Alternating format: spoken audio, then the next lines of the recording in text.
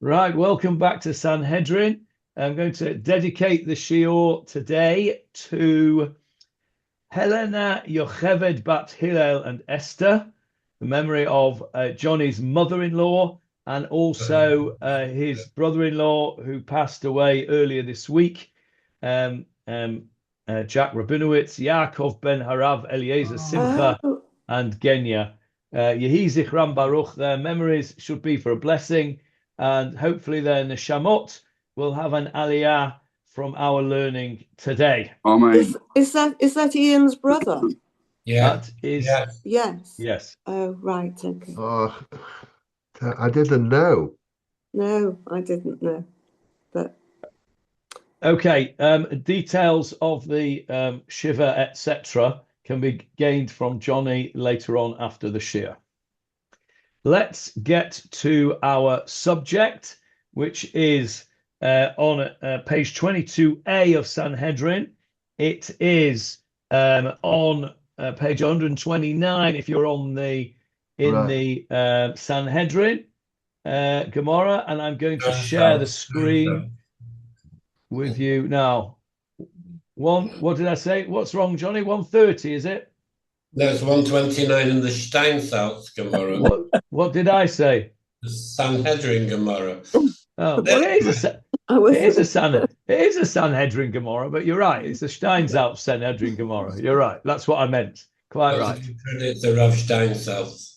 You know, it's funny. You know, you say things and you have no idea what you're saying. When I was laning the other day, not on the Megillah, I was laning in the Parsha, and there was a word velakachta lecha, and you shall take for yourself. It was talking about the names on the choshen of the breastplate of the Kohen Gadol, and I'm laning away there, and I get corrected, and he says velakachta lecha, and I was totally convinced that that's what I'd said. And in fact, I'd said velakachti, which means, and I will take for myself. So I'd made myself into God there. And I hadn't even noticed it. Of course, there were plenty of people there ready to jump down my throat to correct me. Well, no shortage of that. And we got it right in the end. But I had no idea that I'd said it wrong. And I had no idea I'd just said that wrong as well. Anyway, we digress. Let's get to the end of our Gemara. We are talking about the subject of, and we're just going to end this topic today, the subject of whether the Torah was given in the Ivri script. Let me show it you. Where's it gone? There it is. The Ivri script, the old Hebrew script on the left-hand side column, or whether it was given in the Ashurit script over here, the one that we are familiar with. And amongst all of this conversation about these different scripts, we got to the story of Daniel and the famous story of King Belshazzar, who saw the writing on the wall and did not know what it was. And we've come to the conclusion that we came to a conclusion that the reason that he didn't know, nobody knew what it was on the wall, and only Daniel could tell us, was because it was done in the Ashurit script, which was not familiar to anybody else. And then we kicked that out, so to speak, and said, no, they were familiar with the Ashurit script. If you remember, there were a few different opinions as to which one it was given in. But this is what we did last week. Over here, the Rebbe Shimon, according to Rebbe Shimon, who said that the script didn't change at all, it was always the Ashurit script. Well, why couldn't anybody read it?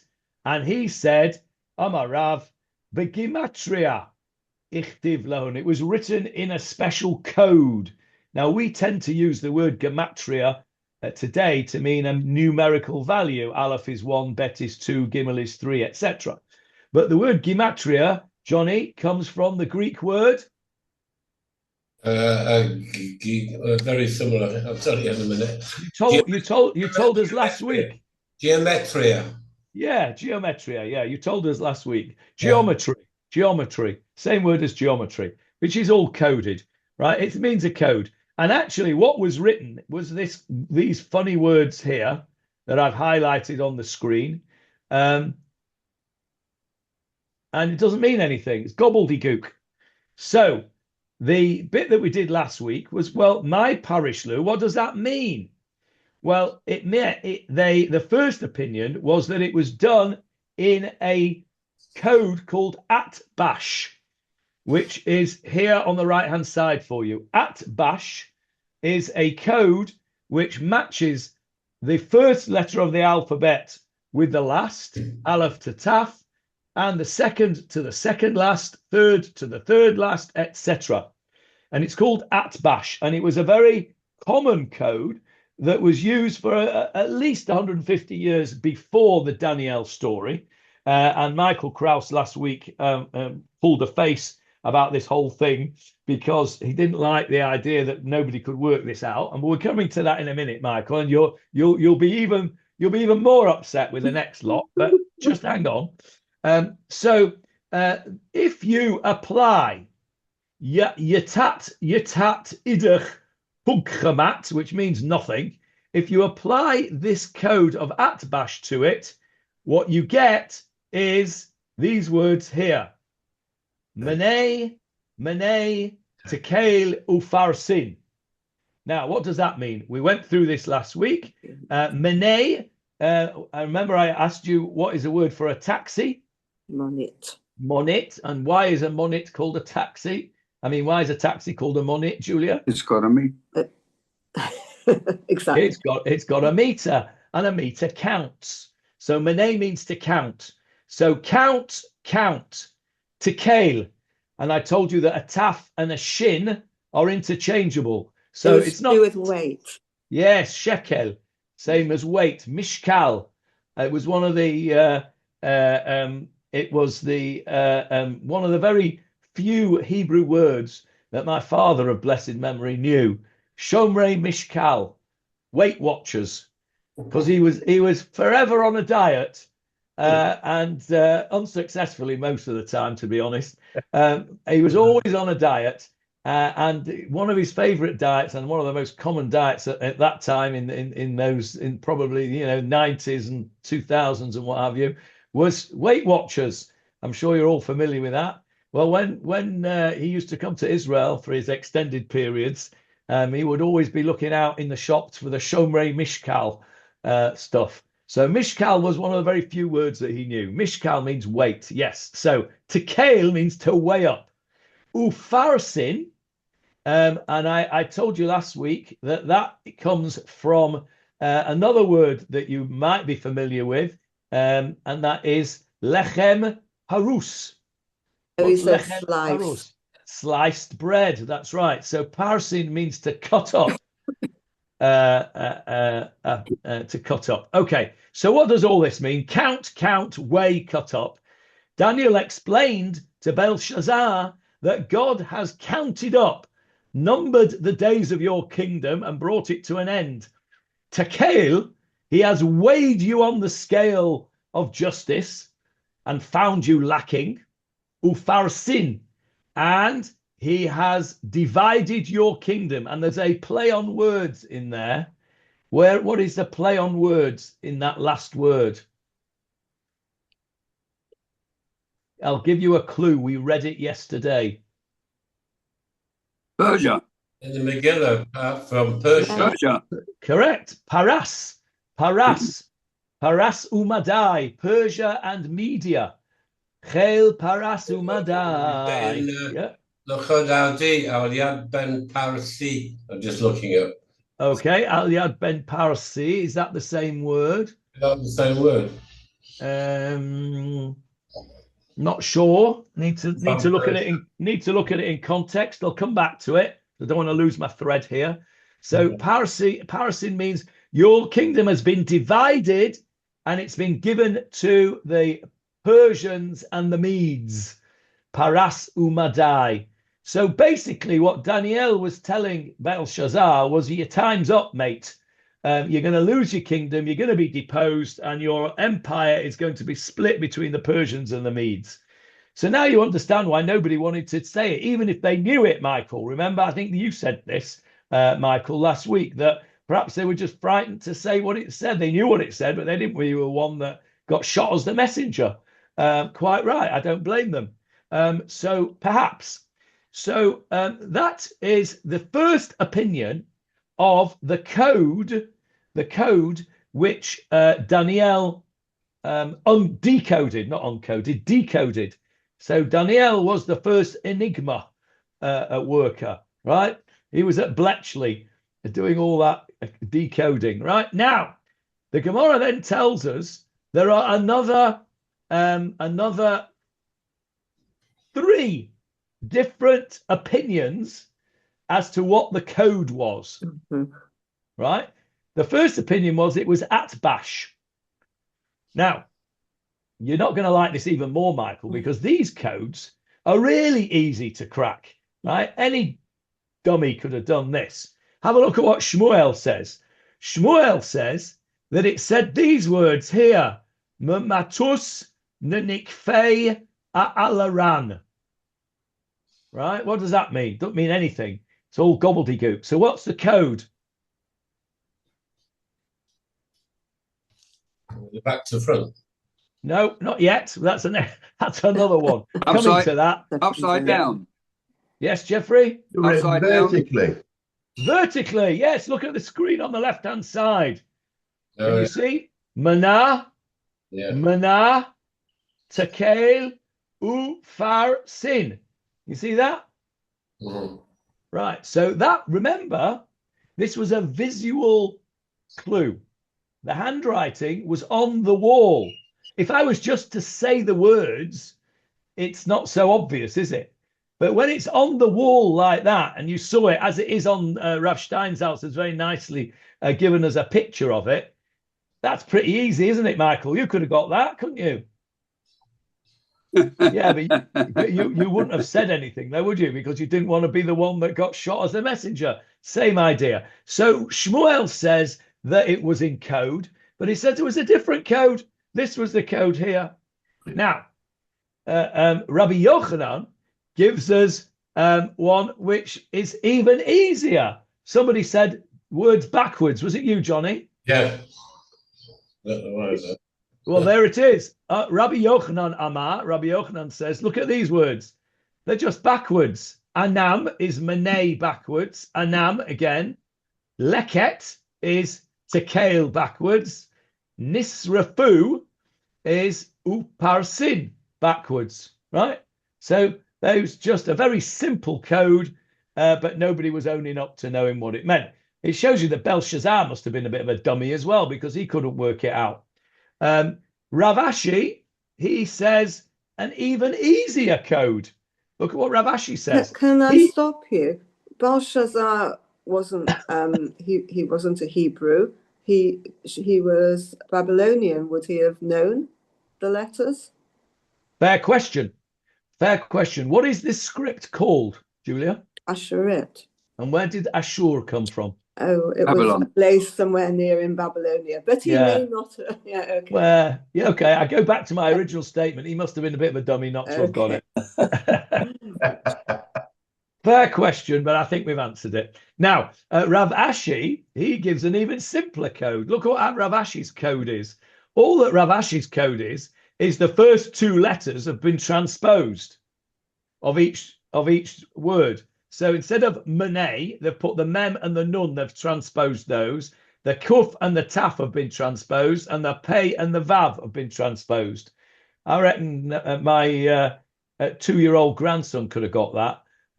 Although, to be fair, he is a clever boy. So those are, you've got your 4 different opinions as to the code that was on the writing on the wall of Belshazzar, explained by Daniel, as we went through the chapter 5 of Daniel. Again, if you want to look it up again. So next time anybody ever uses that expression, the writings on the wall, you will be able to educate them in great detail as to actually what they were referring to. Okay, before we move on, I'll ask you if there's any questions first, and then I want to give you a brilliant summary of this whole topic out of the Art Scroll Gemarah. So there you heard it from my own lips, a brilliant thing in Art Scroll. You know me, I'm not a big Art Scroll fan, but fair's fair. This is really, really good summary. And but before I give you the summary, has anybody got any questions or comments regarding this whole scripture business of Ashurit and Ivri script? For the purposes of the of the summary, I'm going to put this on the screen so that you can see the two scripts. Any questions? I've got a question for Julia. Have you yet been to No. We were going to go and then we weren't able, but it's definitely on my to-do list. Okay, just to remind everybody why Julia has to go to Cholon is because she pointed out that there was this street sign here, and that there is a Rechov Ben Amram in Cholon, and Cholon is where the Samaritans hang out, and they still use the old script, which you can see, the Ivri script, which you can see on there. So we have tasked Julia with going to 16 Rechov Ben Amram in Cholon and seeing who lives there and are they Samaritans. So that is Julia's project for the future. Right. So let me, if you've no questions on that, let me give you this summary, which I think is really, really good. And then we'll get into a new Gemarah. What we're done with it now. Right. So the summary goes like this.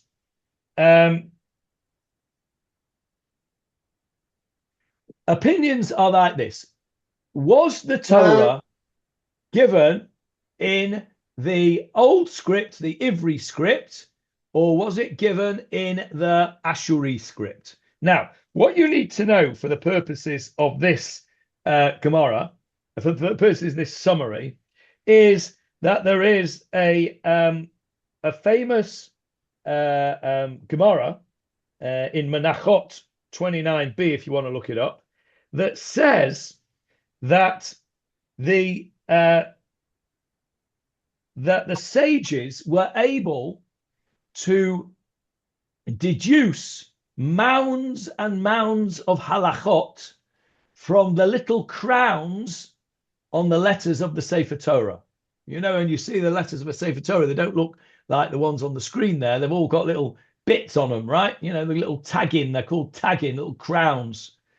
So there's a Gemarah that says that Rabbi Akiva, particularly, was able to expound all sorts of things from these little tagging.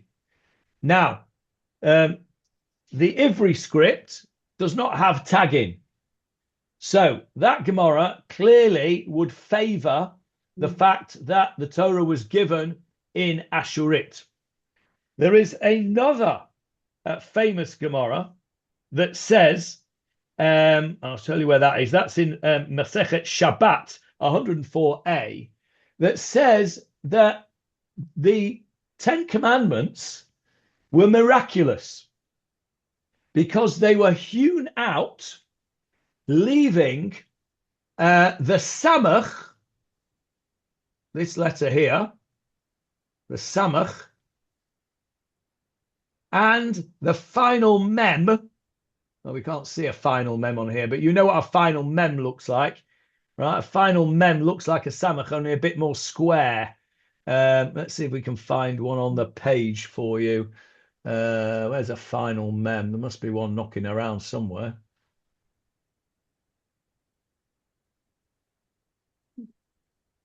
There's a final Mem when you need one, eh?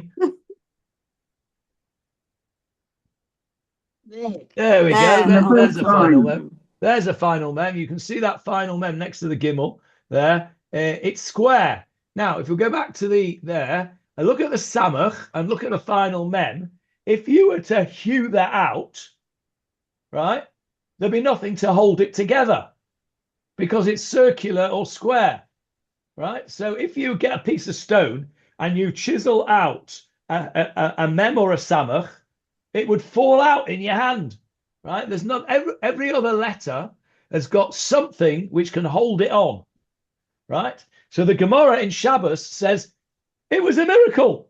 The samach and the mem in the Ten Commandments were suspended in the stone by a miracle. Well, look at the samach in Ivri. It's not a circle. The ayin is a circle, right, in Ivri, but not the samach and not the final mem. So that's another proof, if you like, that the Torah was given in Ashuri script. Is there a samach and a final mem in the Ten Commandments? Okay, there's your homework, Hannah. Find me a samach and a mem. But definitely there's a samach, isn't there? I can tell you that straight away, because you're not allowed to make a pesel or a tmuna. So we've definitely got a samach, right? Pesel is with a samach, and that's in the second commandment. Yeah, lo ta'aseh pesel or tmuna. Yeah, so we've definitely got a samach. I'm sure there's a final mem in there somewhere, but you can have a look for us while I'm talking, if you like, and find us a final mem in the Aseret Dibrot. So the writing of the Sefer Torah, Johnny, isn't like either of those scripts. Really, it's slightly different, isn't it? Well, it's the Ashurit script with all the tagging on. Script, but it's got all the bits and pieces on it. When did they come on? Or is that? Okay, so that's the point. That's the first point, that it was given in the Ashurit script with the tagging. With the tagging. Yeah. Right. So says Rabbeinu Hananel, Johnny, these, yeah. Final mem in the second commandment. Thank you. V'al ribeim. Okay, v'al ribeim. Okay, fine, thank you. So yes, the answer, Hannah, is yes. There is a samach and a final mem. Right, so Rabbeinu Hananel says that because of those things that we've just said, the opinion that the Torah was given in the Ivri script cannot be correct. Okay, so of course there will has to be dissenting opinions to that, and the dissenting opinions is the Ritva, who says that the tablets were indeed inscribed in the Ashurit script, and the Torah scroll that Moshe himself wrote was in the Ashurit script, but all the other Torahs that were written by other scribes were written in the Ivri script because the Ashurit script was too holy for everyday use. So, in other words, when you took your Chumash off your shelf, it was in the Ivri script, because the Ashurit script was only for the Aseret Dibrot and Moshe Rabbeinu's Torah. Neither Moshe nor the people wished to use God's holy script for mundane purposes. Knowing its holiness, they were loath to use it as their everyday language, lest it be profaned or the people lose their respect for it. So far did their reverence extend that even the Torah scrolls that were written for study and synagogue use were written in the Ktav Ivri. That is according to the Ritva. Okay, that's another opinion. So when Mar Zutra said the Torah was given to Israel in the Ivri script, what he meant was the Torahs that the Israelites used were in the Ivri script, which is not what it says, really. It's a bit of a kvetch, if you ask me. But nevertheless, that is the opinion that it's given. So, according to this view, then, the Ashuri script was not entirely new to the Jews, since the original Torah scroll and the tablets of the law were written in that script. However, since the general populace adopted the Ivri script for their everyday use, as time went on, they never saw it, because they never saw the original Sefer Torah, they never saw the Aseret Dibrot. They're locked up in the Aron Kodesh. They never saw it, and the next generations never knew what it looked like, and said only the few greatest sages of each generation knew the Ashurit script, which explains beautifully why only Daniel knew the script, because this was a special script kept for the Aseret Dibrot and Moshe Rabbeinu's Torah. And only Daniel knew it because he was the sage. Now, Ezra came along and renewed our acquaintance, if you like, renewed our acquaintance with the Ashurit script, and then it took over as being the main script. So I think that's a really lovely summary of the Gemarah that we've learnt. And there's another opinion I'll just tell you here. That the Radbaz maintains that the second tablets that were written by Moshe, were hewed out by Moshe, and Hashem wrote them. The second tablets were written in the Ivri script because the Kedusha of the second tablets was not as great as the first tablets, having been tainted, if you like, by the Egel HaZahav, the golden calf. So the Radbaz hedges his bet and says the first tablets were written in Ashurit and the second ones were written in Ivri. It's a fascinating topic. There's if you want to, I'll tell you what I'll try and do afterwards. I'll photograph the note here. It's a couple of pages in the art scroll, and I'll put it on the Gemarah group, and you can read it at your leisure. Those of you who have a Sanhedrin art scroll Gemarah can look at it for yourself, but I'll put it on the group because it's definitely worth reading at your leisure, because it gives you a very nice summary of what we've been going on about for the last few weeks. Okay, any questions before we move on to the Gemarah? Some of the artifacts, some of the artifacts they're finding, Johnny, are they found in the fancy script, what you call it, the Ashurit script? Well, Okay. Let me also tell you something else that's going on right at the moment. I don't know if any of you saw this. Let me see if I can find it on Google. There's those Isaiah scrolls. That's exactly what I'm looking for, Johnny. Correct. I'm asking about. I want to go and see them. Yeah, I also want to go and see it. And I'm hopefully going to take a group with us. Here is the Isaiah scroll. Yeah. I'm going to just get it on the screen for you. There you are. Can you see that? Yeah. Okay, now let's see if I can make that any bigger. Copy the image. Let's see if we can copy the image, get a blank document, paste that there. Okay, let's see if we can get that bigger. Right, so let me just change this for you. Hang on a sec. Where are we? Zoom, where have you gone? There we go. Let's just stop that share and start another share. Hang on a second.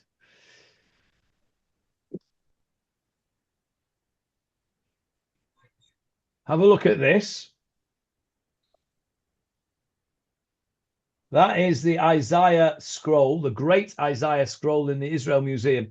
This is on show for the first time for many years, part of the Dead Sea Scrolls. It is the entire Isaiah book of Yeshayahu, the oldest full book of Yeshayahu, which, of course, remember, the book of Yeshayahu is probably the most important sefer at the time that the Dead Sea Scrolls were written. Why do I say that?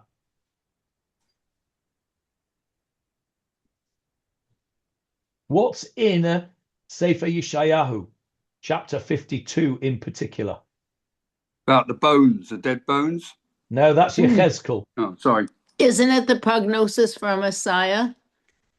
that It is. the Christians point to? Yes. It is, exactly. It is all about the Messiah.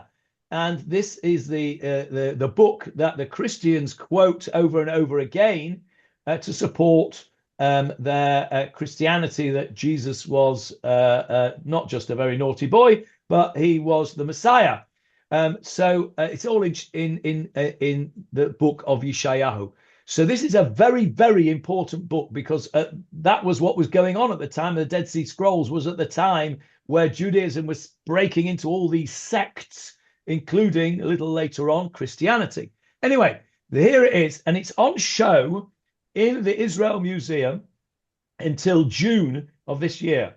10 people can go in at a time. You have to book, and you're allowed 10 minutes with it, and it's in a temperature controlled room, etc., etc. So I'm going to, hopefully, when all this nonsense is over, I'm going to try and get a trip to go down and look at this, because this is something which, it's a once in a lifetime opportunity to see this thing. What script now, after all that? Now, what script is it in after all of that? Good question, Johnny. Well, I don't know. That's why you're showing it to us. It's that picture's too blurred to show anything. So we will just. We will in a very secure room whilst the trouble's on. Okay, what script is the great Isaiah scroll written in? Ashurit or Ivri? Okay, let's see what the answer to that is. The great Isaiah scroll is written in the Ashurit script. There you go, Ashurit. It is not written in the Ivri script, which was the older script used in pre-exilic times. The scroll uses the square block letter script that is the ancestor of modern Hebrew script, known as Ashurit, which makes sense, of course. We didn't really need to ask that, if you think about it. Why didn't I need to ask that? When were the Dead Sea Scrolls written? The end. 2000. No, not where. When? 2000 years ago. Yeah, the end of the Second Temple period. When was Ashurit introduced? In Ezra. With Ezra at the beginning of the Second Temple period. So if I'd have used that grey matter just then, I wouldn't have needed to ask that question. I would have been able to work it out. Of course, it was written in Ashurit, because by that time, Ashurit had been familiar to the people for 400 years. Johnny, would you put the Isaiah scroll back up again so we can use the table in our Talmud to compare it to the letters that we see on the screen?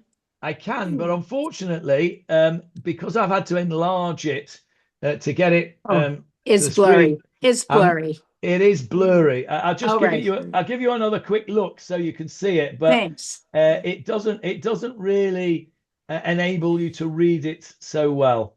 No, it doesn't. You're right. But when you come with us to have a look at it in person, please God, we can bring our little our table with us and see. But actually, you can see the lameds and some of the other I thought that too. Thing. Yeah. There's a lamed there. Yeah, I think you're right. There's a lamed probably. Yeah, I think you're right. But anyway, it's written in Ashurit. That was a good question, Johnny. But we should have known the answer without really having to. Johnny, can I ask a question? Well, yes, go on. Go on, Jackie. The Samaritans have got the Sefer Torah written in this script. What about the rest of their books, like their Siddur and anything else?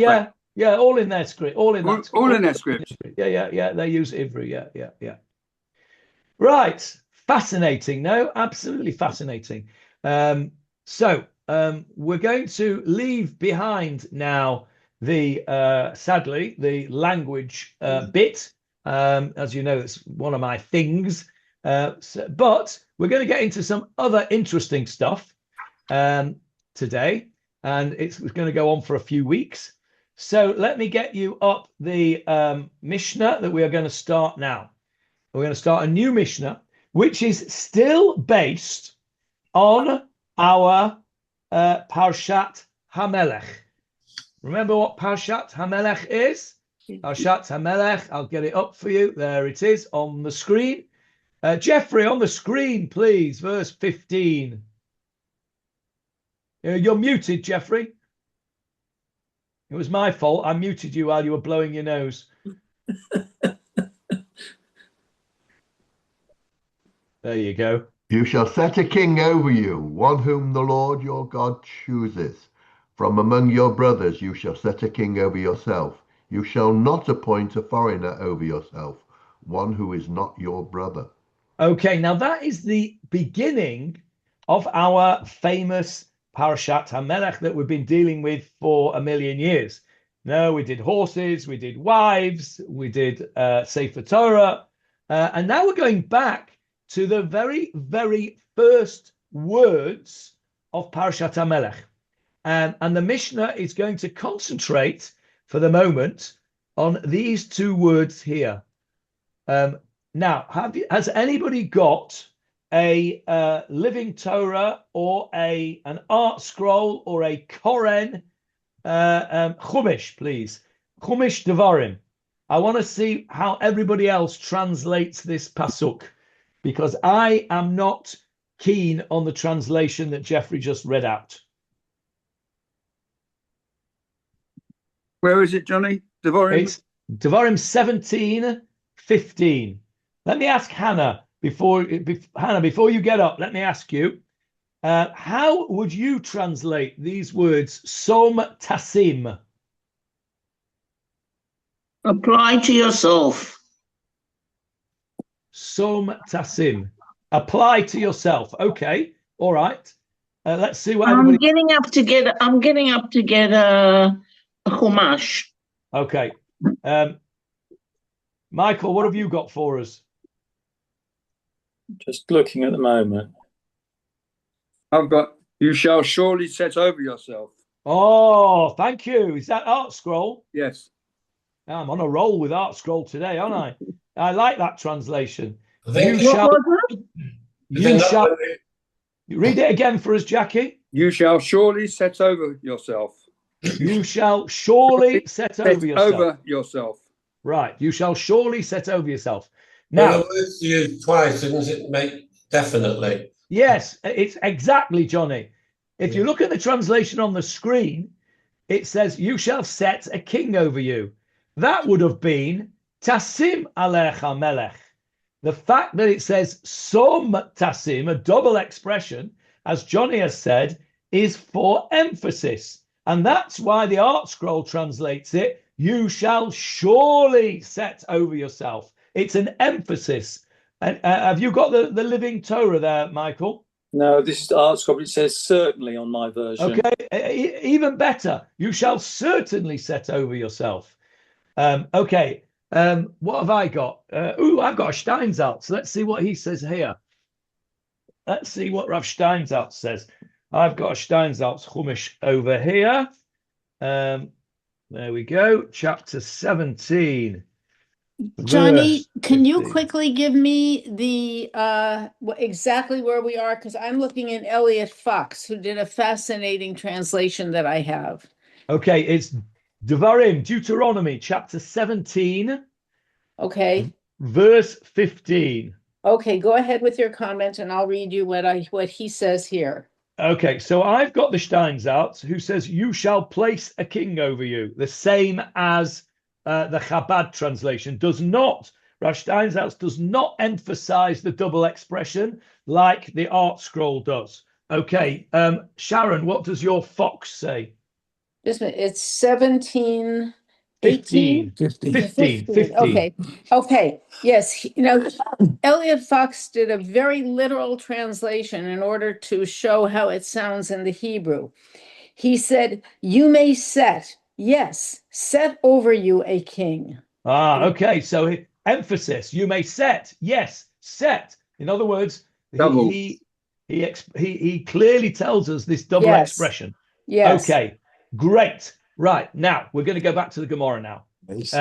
So we've got that straight now in our heads, that the pasuk in Parashat HaMelech says, Som tasim, you shall surely set, you shall certainly set, You shall set, yes, set, double expression, emphasis. Okay, let's bear that in mind as we go through the Mishnah. Did he do So this? the Mishnah says like this: Ein rochvin al suso. A person is not allowed to ride on his horse. Whose horse? The The king. Kings. The king's horse. We discussed Why this. not? Why not? But it's the kings. Because it's the king's, all right. And Hannah, And it's a question of respect. a question of respect. That's right. Now, Interesting that before we you move on, also we read in the Megillah. come here. Mordecai. Whoa. Jumping the gun, Hannah. We Jumping discussed the this. gun. Jumping the gun. I'll come to the Megillah very shortly. Okay. Ein rochvin al suso. It's not just a matter of respect. It is a matter of respect, but it's not just a matter of respect, because this is a halacha. That's a halacha. It's not just a piece of advice. You know, I don't think it's a good idea out of respect to not ride on the king's horse. Let me show you, if I can, the Rambam. I'm going to show you the Rambam here. Jeffrey, on the screen for you, please. There we go. Have a look over here. This is the Rambam, Maimonides, Mishna Torah, which was his magnum opus, giving us the one of the first codifications of Jewish law. We're very familiar with the Shulchan Aruch, which came much later than the Mishna Torah. Mishna Torah was the Rambam's equivalent of the Shulchan Aruch, and it is the basis, basically, of every code that came after him. Jeffrey, if you could read on the screen for me, please, from over here, the king. The king must be treated with great honor. We must implant awe and fear of him in the hearts of all men. The command, appoint a king, implies the obligation to be in awe of him. Stop there. So Rambam says the fact where it says appoint a king, and I'll show you the Hebrew here. Shenem, as it says, som tasim. Can you see that there? That is not particularly well translated in this Safaria translation, to be honest. But the Rambam is clearly referring to our pasuk, and in particular, our double expression that we've all just agreed means emphasis. So in a way, what the Rambam is asking and answering is like this. Why does it need a double expression? Why doesn't it just put tasim, make a king, right? Why the double expression? And he says it's to teach us that the king must be treated with great honor. We must implant awe and fear of him in the hearts of all men. Now, then we go on, Jeffrey, if you are able. We may not ride on his horse, nor sit on his throne, use his scepter, wear his crown, or use any of his utensils. Stop there. Right, so you can see that the Rambam, how did the Rambam make up his codification of the law? As I said, he was the first one to do it, which means that everybody else could use his as a basis, right? You know, we've all done that, haven't we? If you've got to write something, you go to the sources, you go to previous sources, and you research previous sources, and you may do your own version of it. But to start with a blank piece of paper is very difficult. So how did the Rambam do this? How did he codify his law? Well, didn't he go back to the Mishna and the Gemarah? He did exactly that, Julia. And that is why it is such a magnum opus, because without any Safaria and without any Wikipedia and without any printing, because of course the Rambam lived in the 11th century, 12th century, and there was no printing. So these are all manuscripts, and he had to go back and had to learn the whole of the Gemarah, make notes of it as he went along, and then put it all together in a code. It is unbelievable. Now, just as an aside, just because it's fascinating, and just because I learnt about this a couple of weeks ago from Rabbi Hirsch on one of his podcasts, there you may be familiar with another Rishon, another early commentator called the Raivad. Anybody heard of the Raivad? The Raivad was a big rival, pardon the pun, of the Rambam. And the Raivad wrote a stinging critique of the Rambam's Mishnah Torah and says, you can't use this, it's heresy. And why does he say that? And his criticism is based on the fact that the Rambam does not give us the sources of where he gets each halacha from. Now, I mean, you can understand it to a degree. When you were writing your thesis, Julia, Yes, you yes, have to give references. You have to give references. You can't just make it up, you know. When I write my reports to this very day, I can't just give my opinion. My opinion has to be backed up by a recognized source. And so the Raivad was very, very cross with the Rambam. It is, to be fair, he said it's the most brilliant work. He says, but nobody should use it because what will happen is that people will use the Mishnah Torah and will not go back to the Gemarah and will not learn the original sources. It's very much like, we've discussed this before. I'll come back to you in a sec, Hannah. I can see your hands up. We've said this before. Remember, in the big boys' yeshivas, they don't allow you to use your Art Scroll Gemarah or your Steinsaltz Gemarah. You've got to use the original Vilna Shas. Why? Because if you get used to using this, a kindergarten Gemarah that we're using here, or the Art Scroll sort of junior school version, you won't know how to do it properly. And that was the Ravid's complaint against the Rambam. The Rambam didn't give us quotes that we could then go back and see exactly where it was. Now, the reason I'm telling you that is because if the Rambam had done what the Ravid wanted him to have done in the first place, which was to quote where he got it from, where would he have quoted Ein rochvim al suso? You don't ride on the king's horse. Well, he would have quoted Sanhedrin 22a, exactly what we are learning now. So what we are learning now is exactly what the Rambam learned when he wrote what I just showed you, because it says very clearly, Ein rochvim al suso. So yes, Hannah, you're right. It's out of respect, but it's another level. It's a halacha that we're not allowed to do it, as well as just a good thing to do out of respect. Okay, over to you, Hannah. Just about the Rambam and his quoting of sources, I agree with everything that you said. However, the Rambam writes in his Hagdama LeShmone Prakim, which he goes, which is an introduction to Pirkei Avot.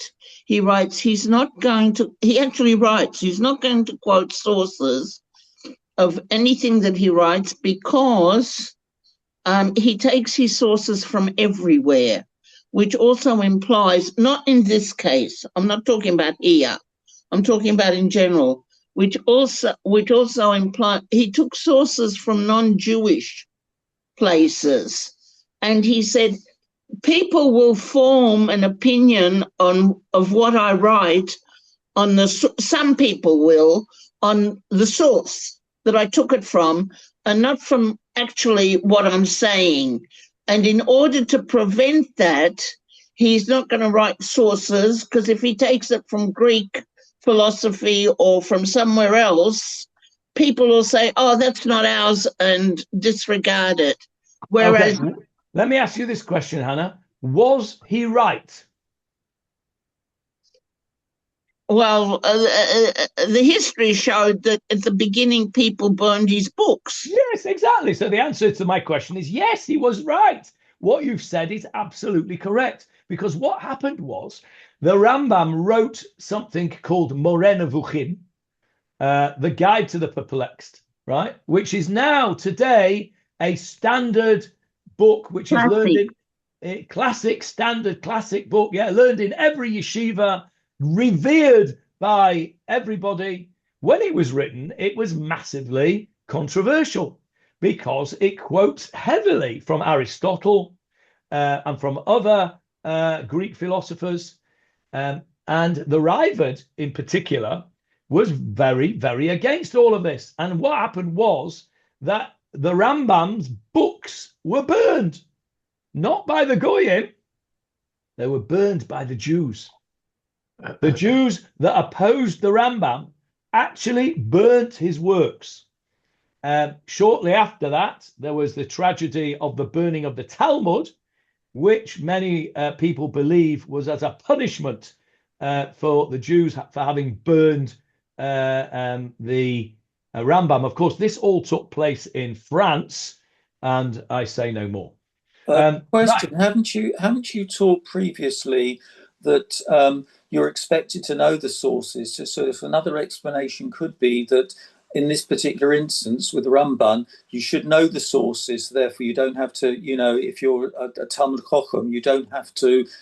You know where they are, so you don't have to quote them. Okay, that is true of Tanakh, Michael. You're expected to know the Torah, the Nevi'im, and the Ketuvim. Yeah, the Gemarah expects you to know that because it gives you half a pasuk off them. You're quite right, but you're not expected to know the whole of Shas. That's another level. Okay, the Rambam didn't not write sources because he expected you to know them. Because if you knew them, you wouldn't need the Rambam. The Rambam was written explicitly for those who didn't know the Shas. So I don't think you can say that for the Rambam's Mishnah Torah.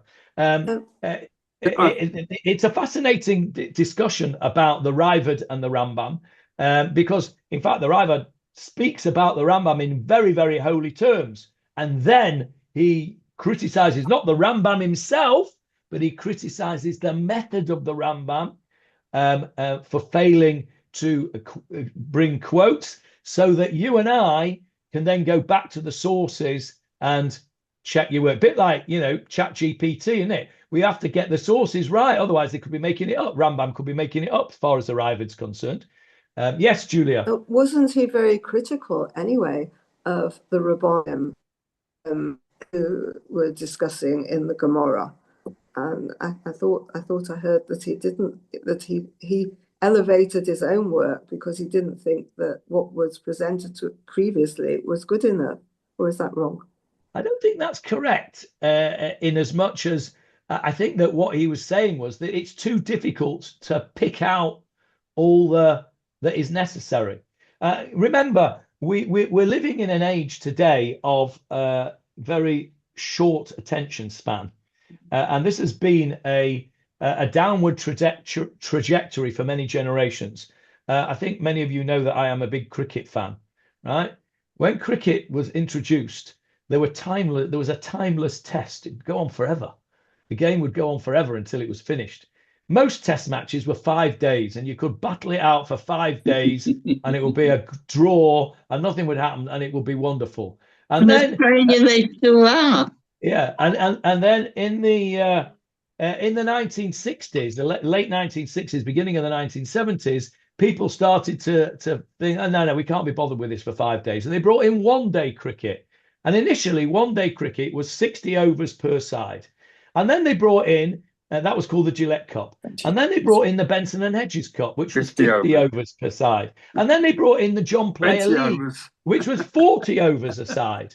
And now, in the last 20 years, we've now got T20, which is 20 overs. And we've gone even one stage further. We've now got the 100, which is 100 deliveries, which is less than 20 overs even.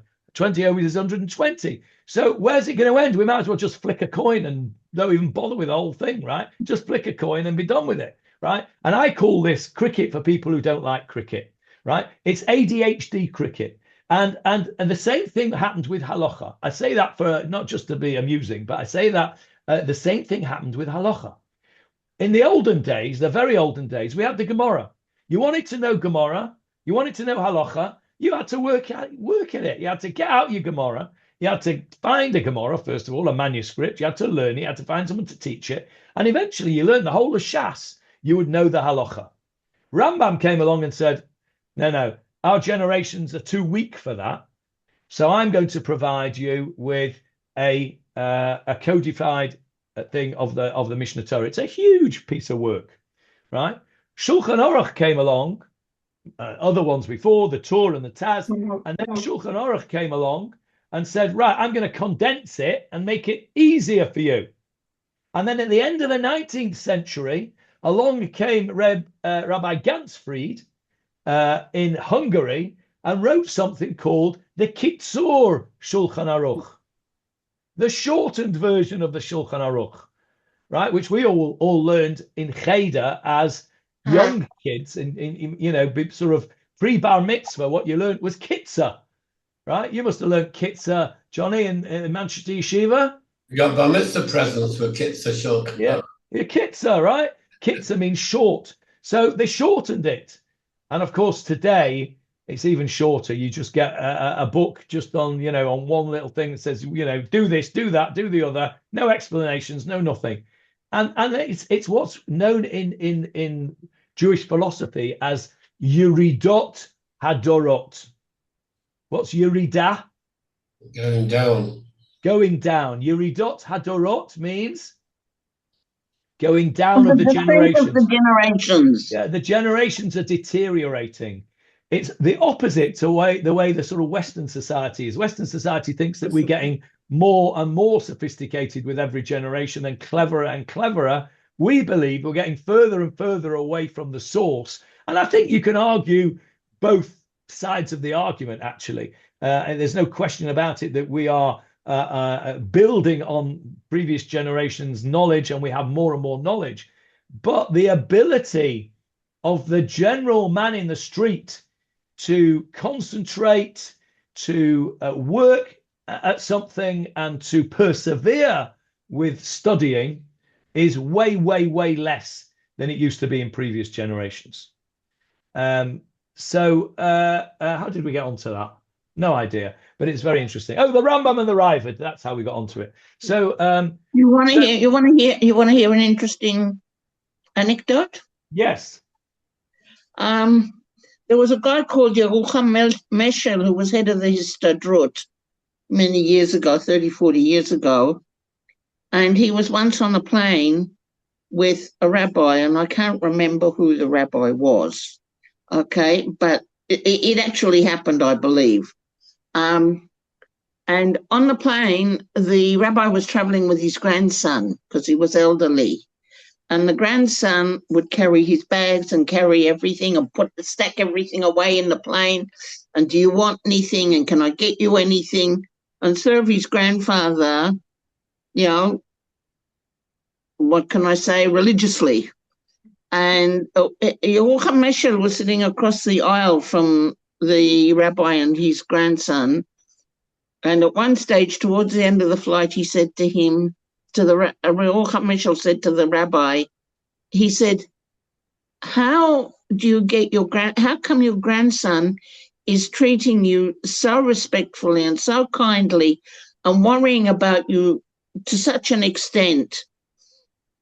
And he said, the way I heard it was that the rabbi turned around to him and he said, well, we teach our children that Avraham Avinu was the father of Judaism, and every generation that moves away from Avraham Avinu is less, because you can't transfer everything.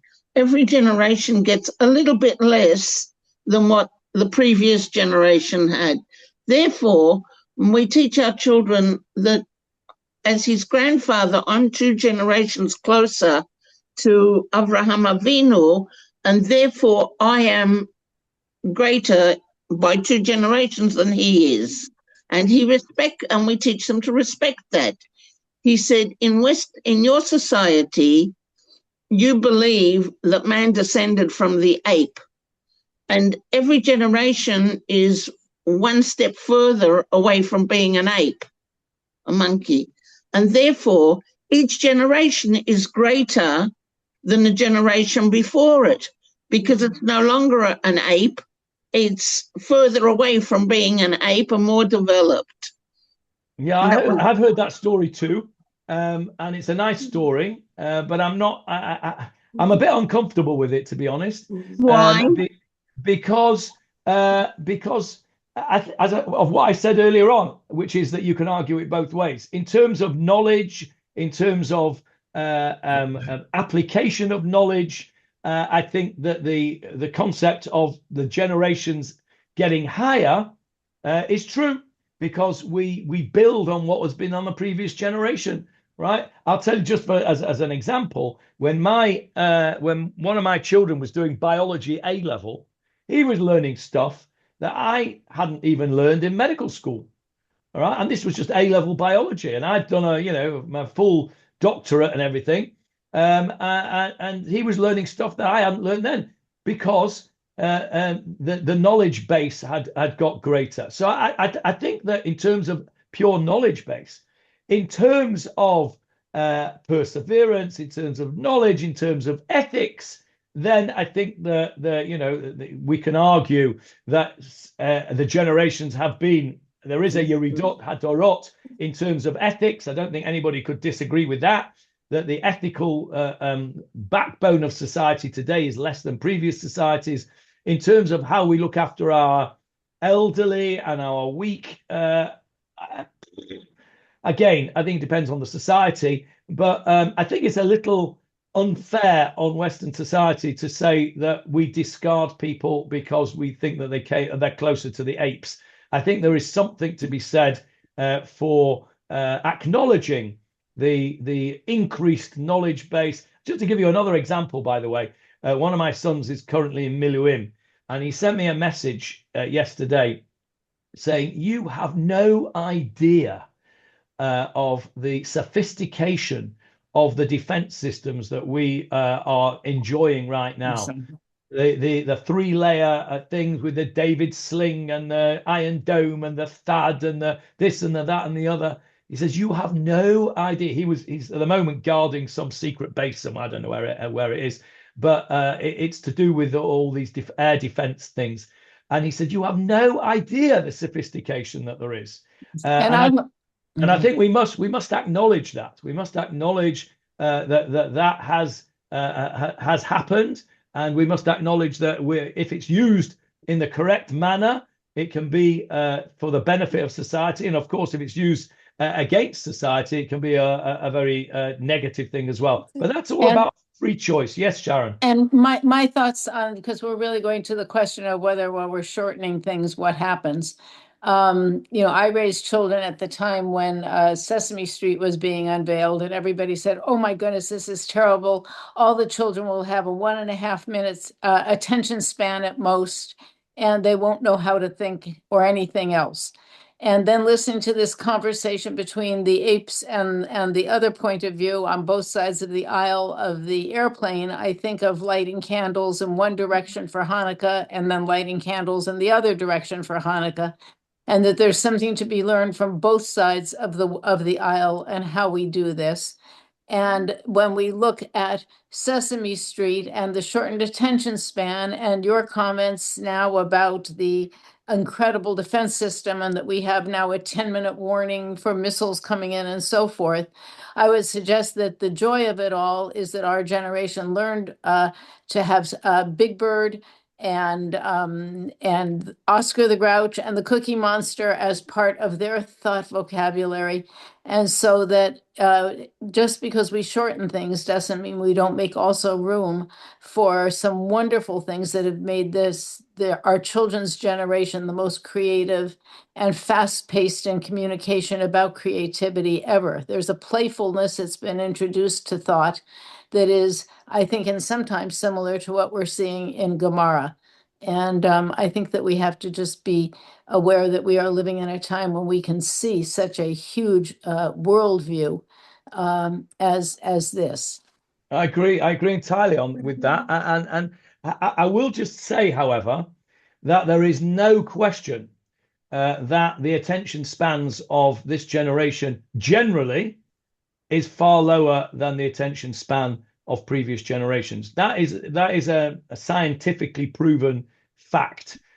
So I'm not blaming Sesame Street for it, but it is certainly a fact. Now, that The may question well is it bad or good? Does it have Okay. a value valence? Yeah, I think it's like everything else, and that's why. And I'm going to finish with this. That is why we are living. I want us to add something. Okay, you can add something in a minute. Let me just finish this. We are living in a society here in Israel which is the best in the world at using people's skills. What I didn't tell you was the end of the message that Bobby sent to me yesterday after he told me about all the, it just didn't tell me the details, obviously, but just say, you should know that it is unbelievable. He says, I'm going to stop the share because I don't want to show you the screen of the full thing of what he wrote me. I'm just going to read to you what he wrote to me. He wrote here, no, it wasn't in that chat. It was in this chat. 1 second. He says, I'll read, he says, have I seen some stuff today? Our 3-layered defense is incredible. Iron Dome, David Sling, and the Arrow, plus the American THAAD. It's incredible that we can roam freely knowing that we have the most sophisticated air defenses in the world. Mental. The scale of the operation keeping us safe is beyond comprehension. Now, listen to this. And the guy calling the shots in the radar center is the most autistic person I have ever met. Really inspiring seeing how the army is able to take people who would be nebuchs in normal life and make them into heroes. Wow. Is that not something amazing? Wonderful. And that was written to me by my son Bobby yesterday at 8 o'clock in the evening, just out of the blue. I mean, that's absolutely spot on. That's Right, the Hannah? best. That's the best Purim gift any of us could have had, and it's just. May we feel free to share the gist of what he said? Yes, I think so. Because I think a lot of people need that kind of inspiration to understand not only the multi-layered defense system above, but the multi-layered way that we use our population for COVID. I've already written my article for this week and sent it in. Okay. But I'm going to save that. I'm definitely going to, maybe I'll do it next week, but that's going to be the basis of it because it is phenomenal. Right. That's Hannah, wonderful. follow that if you can, and then we will finish. Of course I can. but we also have the concept of if we can see further than our fathers, then it's because we stand on the shoulders of giants. Without a doubt. Without a doubt. Without a doubt. And also, we believe that today we're living in historical times, and God says, we say in Birkot HaShachar, that God will raise us above the other nations. And Am Israel, all right, Jews, are at the forefront of everything in this world today, whether it comes from movies and literature and mathematics and biology and even defense and war. We're there at the cutting edge of everything, and it's sort of like we're fulfilling biblical prophecy. Agreed. We've punched above our weight, that is for sure. Look at the Nobel Prize winners list, etc. I think we can all agree on that. Okay. And can I just say something, please? Yes. I want to say I actually don't agree with the gist, or agree. I don't have a lot of reservations about the gist of Hannah's story. However, what I do think is it's wonderful that Hannah, I haven't seen her on the Gemarah group for months, and how lovely it is to have her join again. My problem is that I have another shiur that I used to go to before the Gemarah group, and there the lectures are not recorded, and the Rav that gives them is really something. He's Sri Elon, who's Mordechai Elon's son, and he is, I don't know, in Hebrew the word is he's a Rav B'chesed, and it would be so I spoke to the Rav before I. Yeah, I just wanted to say. Well, we're happy to have you back, Hannah. You could ask Rav Elon to record his shiurim, and then we wouldn't have to miss out. Okay, everyone, But we're going to Thank have. you We're very going to much. wait a second. We're going to have the Beit Midrash. Well, who knows what's happening now? At the moment, we can't gather in any places. So at the moment, let me just stop the recording for a sec.